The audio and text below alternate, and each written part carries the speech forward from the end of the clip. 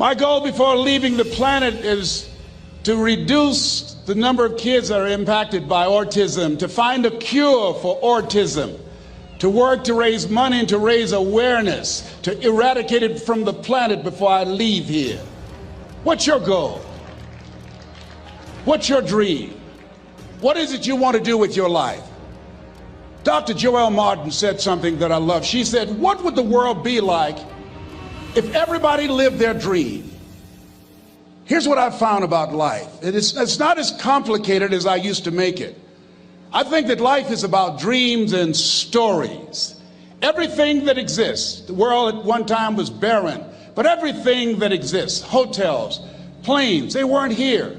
Everything that we see every day, computers, all of the things that we see, someone had a dream. Someone had a dream of a person standing on stage and their voice being amplified so they don't have to scream and yell and can be heard by thousands. Someone had that dream of how to transport us from one place to the other quickly and safely.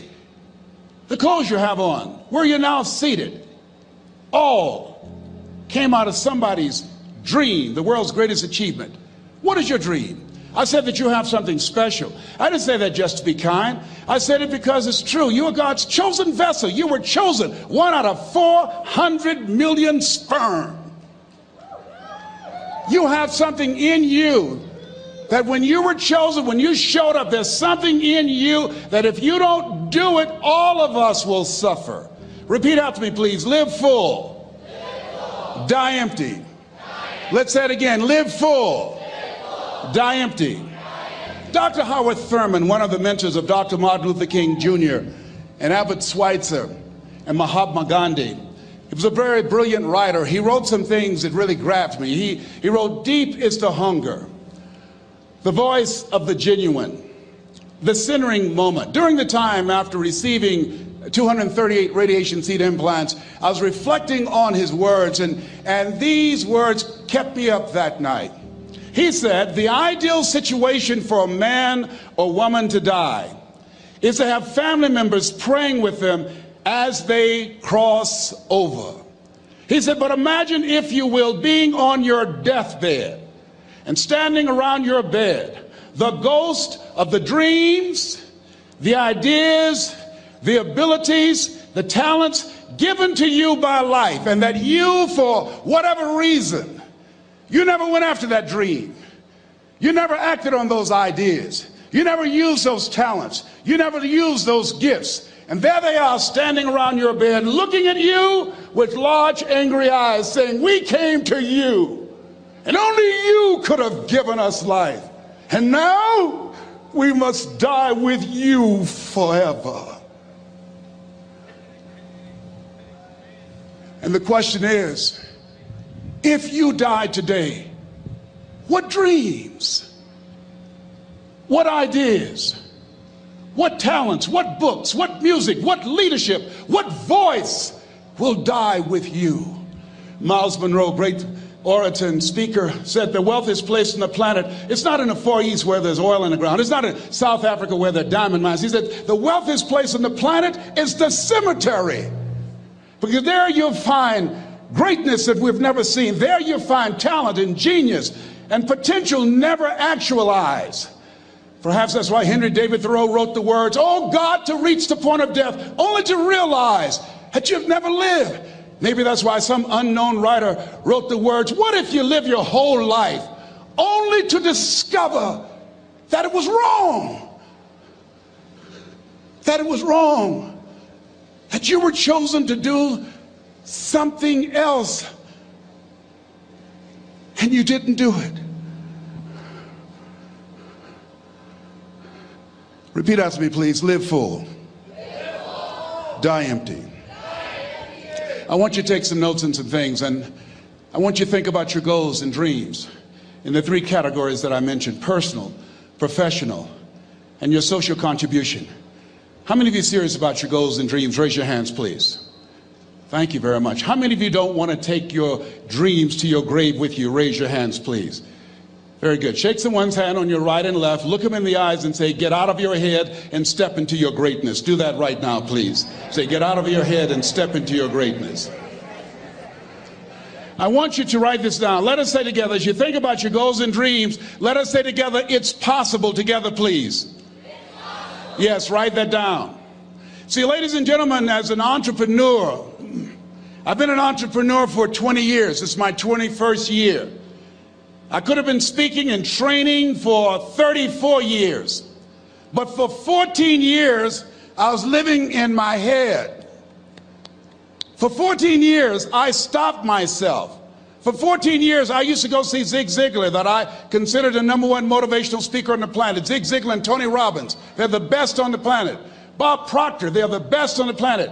Jack Canfield, Mark Victor Hansen, T. Harv Eker. I would go and see them, and then I would leave, and my conversation with myself was, my heart would say, I can do that. And then my mind would ask, how? How would you do that, Les Brown? See, when I was in the 5th grade, I was identified as EMR, labeled educable mentally retarded, put back from the 5th grade to the 4th grade. I failed again when I was in the 8th grade. I have no college training. And a man changed my life, and I'll never forget his name, Mr. Leroy Washington. He's in his 80s now, and he's blind from glaucoma, but he gave me a different vision of myself. I was in his class waiting on another student. He came in and said, young man, go to the board and work this problem out for me. I said, oh, sir, I can't do that. I said, why not? I said, I'm not one of your students. He said, look at me. Yes, sir. Go to the board and work the problem out anyhow. I said, sir, I can't do that. He said, why? I said, sir, because I'm educable mentally retarded, sir. I'm in special education.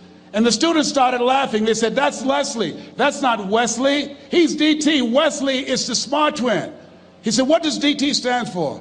I said, I'm the dumb twin, sir.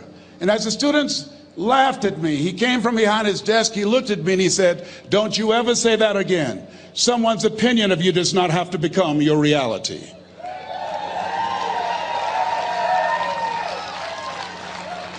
On one hand, I was humiliated, but on the other hand, I was liberated, because he looked at me with the eyes of Goethe, who said, look at a man the way that he is, he only becomes worse. But look at him as if he were what he could be, then he becomes what he should be. And so we developed a relationship. And one of the things that I can just tell you as you think about your goals and dreams, all of us can say in a spirit of integrity that it's possible. That if anybody at any point in time lived their dream, then it's possible that I can live mine. And what I did was, I made a mistake. I looked at my goals and dreams, and my mind said, how will you do that? I went from my heart to my mind, and I stayed up there for 14 years. 14 years. I can't bring those 14 years back. Those years are gone.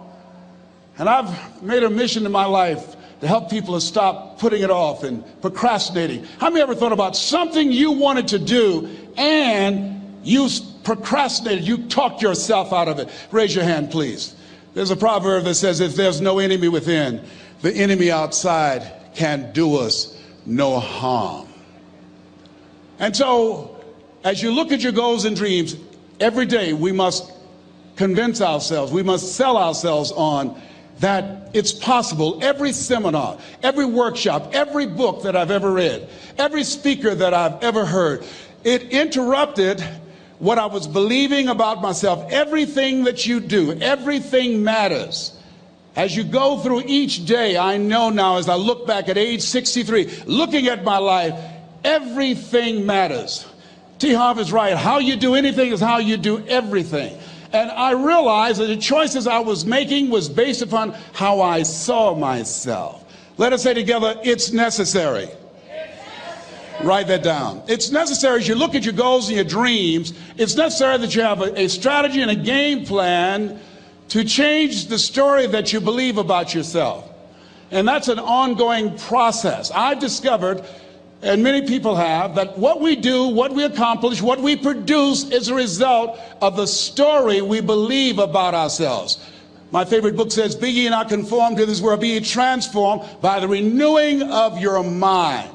And so as I began to work on myself, I realized that I'm getting out of one story and stepping into another story. As I become aware of some things, there's still some things I'm not aware of. So I'm still growing, I'm still developing.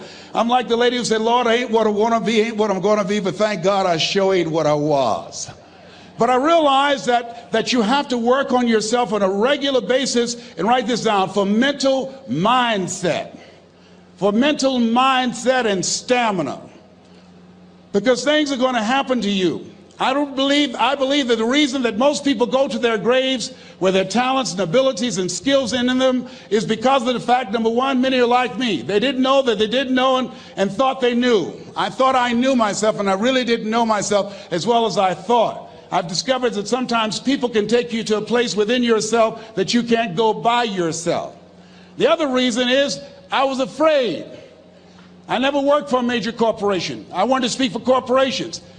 I was afraid I would be exposed because I don't have a college education. I felt inferior because of the fact that I don't have a college education.